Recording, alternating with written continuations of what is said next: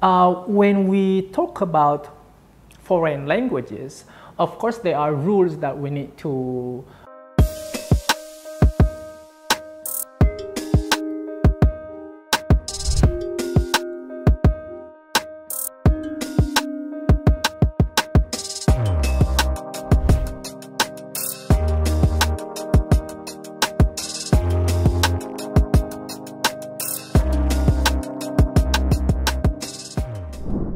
Hi, today I'm going to be talking about English grammar, and in this video I'm going to be talking specifically about the articles.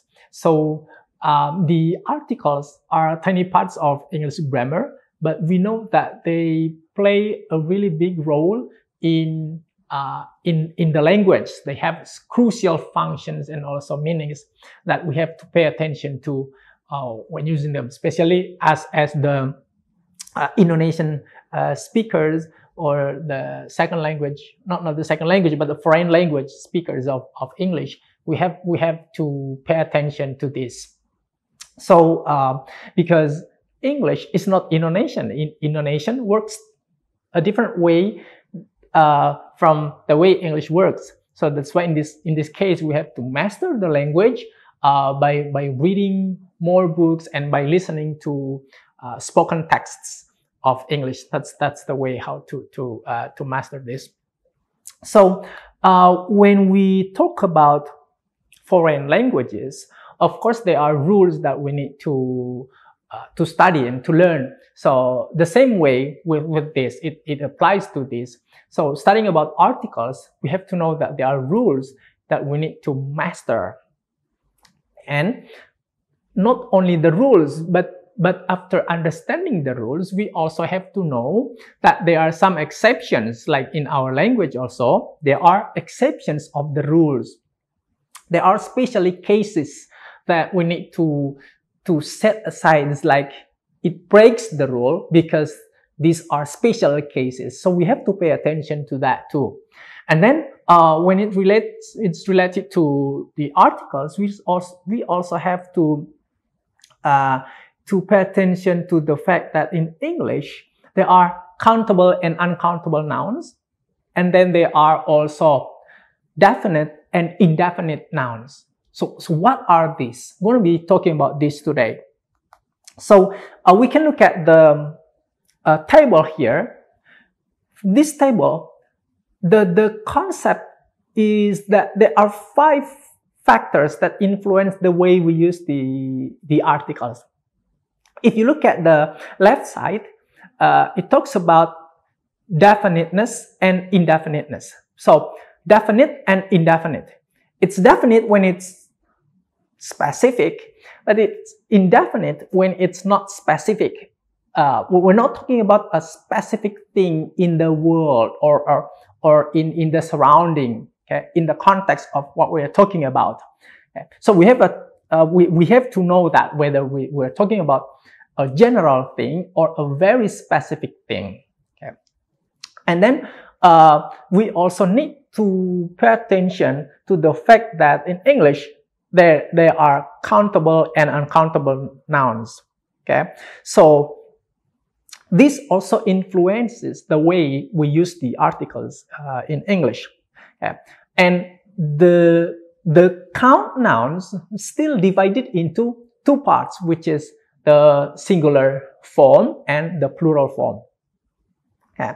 So this also influences the way we use the articles in English language. So we're going to talk about these concepts, the definiteness, indefiniteness, and then singular nouns, plural nouns, and also uncountable nouns in the next parts. Now, what is this definite and indefinite nouns? Are they so difficult to understand? No, actually. So just look at your audience. Let's look at the speaker, at the listener. Okay. Does the listener know what you're talking about? Okay. For example, when you talk about a cell phone, if the listener knows the cell phone that you're talking about, and then that noun should be definite. Okay? But if the speaker does not know, the listener does not know the noun you're talking about, and then it should be an indefinite noun. That's the key. So you need to look at the audience, at the listeners. Do they know what you are talking about? So for example,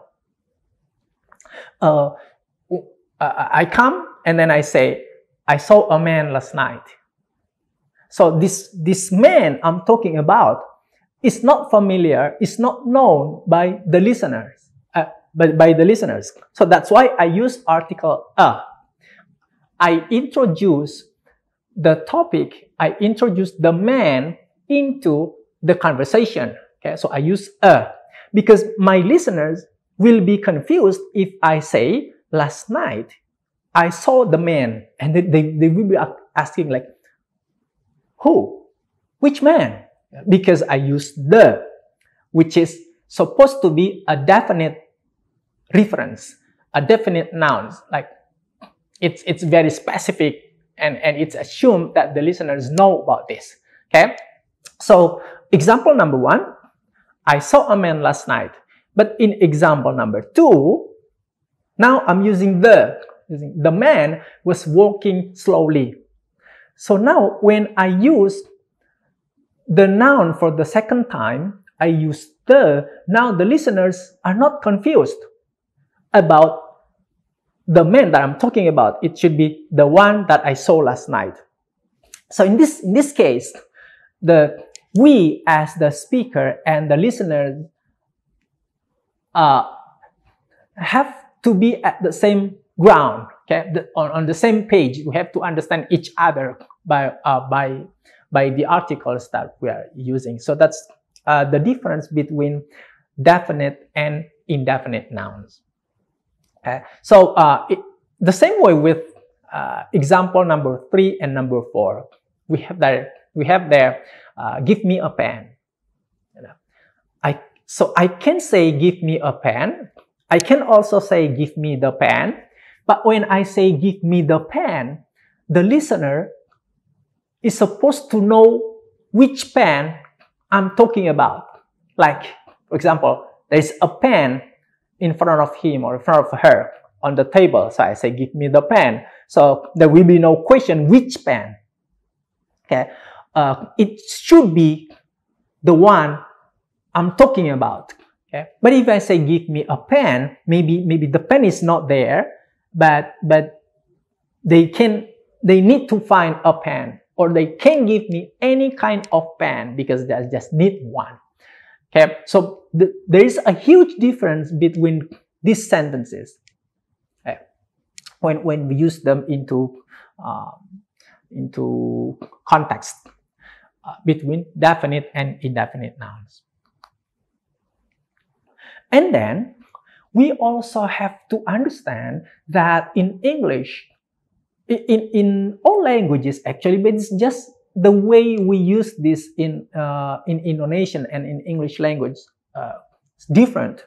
So there is what is called as generic nouns. Generic nouns is when we make generalization. So we talk about one thing, but in general, not really specific. In this case, when we use count noun in its singular form, we have to use the article a. But when we use this in plural forms, we do not use the article. So if we look at the examples here, I have 3 examples, 1, 2, 3. In number 1, I'm making a generalization. A stone is heavy. Okay. It means that I'm not talking about one particular stone around us, me as the speaker and my listeners. Okay. I'm not talking about any particular stone, but I'm talking about any stone wherever it is. Okay, it can be in this room, It can be in this house, it can be in this building, or it can be in this city, it can be in this country, or anywhere in the world. Okay? So a stone is heavy. Okay? So it is awkward if you say stone is heavy, because I'm using this stone in its singular form. So it's better to use the article a. Generalization. But when I use this noun in its plural forms, like I'm not talking about one stone, but I'm talking about more than one stone, so I need to omit the articles, like stones are heavy. This is also a generalization, because I'm talking about any stones, okay? Wherever they are heavy, okay? So stones are heavy. Generalization, but then many stones. But a stone is heavy is also a generalization, but then just one. Okay. Now the question is, for sentence number 1 and number 2, is it possible grammatically to use the with all of them? Yes, it is possible. It's grammatical, so we can say the stone is heavy. We can also say the stones are heavy. We can do this. However, there's a huge difference again. They are really, really different. A stone is heavy is different from the stone is heavy. Stones are heavy is really, really different from the stones are heavy. The difference is that when we use the article the with number 1 and number 2, it means that we assume, and that's the fact, that should be the fact, that the listener, the one we're talking to, should understand which stone, or in number 2, which stones are we talking about.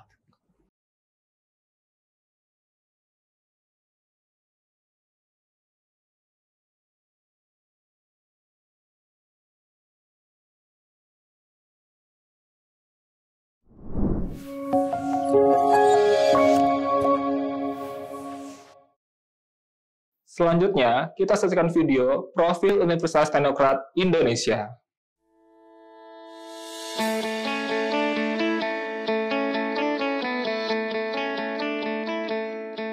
Lampung, the treasures of Sumatra, is a province that becomes the gateway to the Sumatra Island. Lampung has 2 municipalities and 13 districts, consisting of 234 sub-districts. The province, with an area of 35,587 km squares, owns millions of extraordinary natural beauty. Education in Lampung province is also highly considered and colored by the existence of Universitas Teknokrat Indonesia.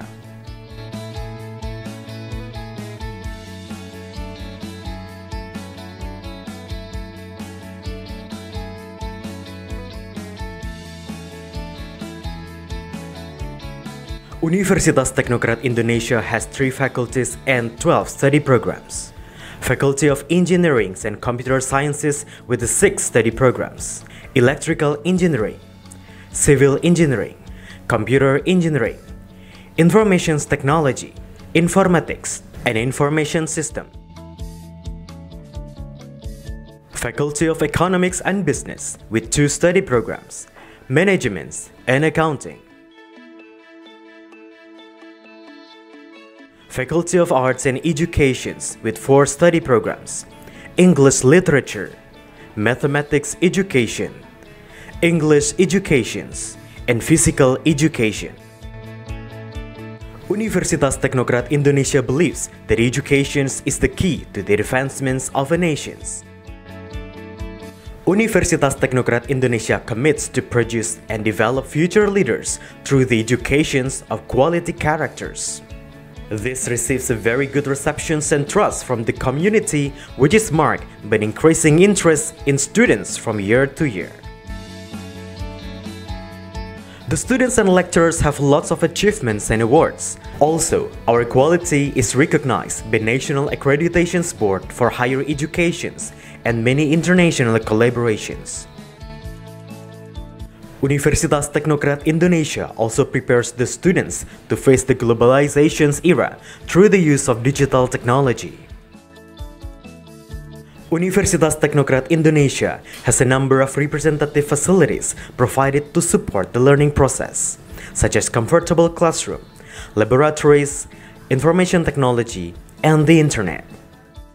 Our vision is to be an excellent university in Sumatra with international standard and able to play an active role in nation building through 3 pillars of higher education, comprising education, research, and community service.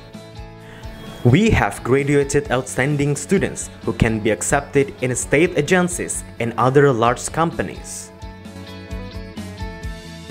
At Universitas Teknokrat Indonesia, the students and lecturers are encouraged to create and innovate by creating products and services that benefit the community through research activities and community services. In an effort to achieve its visions and missions, the academics of Universitas Teknokrat Indonesia are guided by the organizational culture values of discipline, quality, creative, and innovative. To support the quality of learning processes, we have very complete and sophisticated facilities, including digital-based smart classroom, hotspot in campus area, sport facilities, auditorium, and students' hall. Come and be a part of us, the campus of champion, Universitas Teknokrat Indonesia.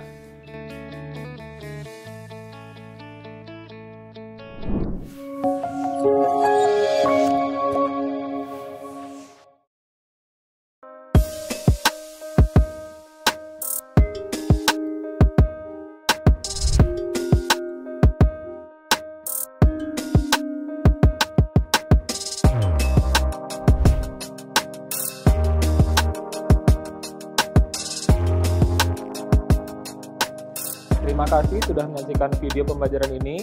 Jangan lupa like, komen, dan subscribe, serta nyalakan tanda loncengnya agar kalian tidak ketinggalan informasi update lainnya.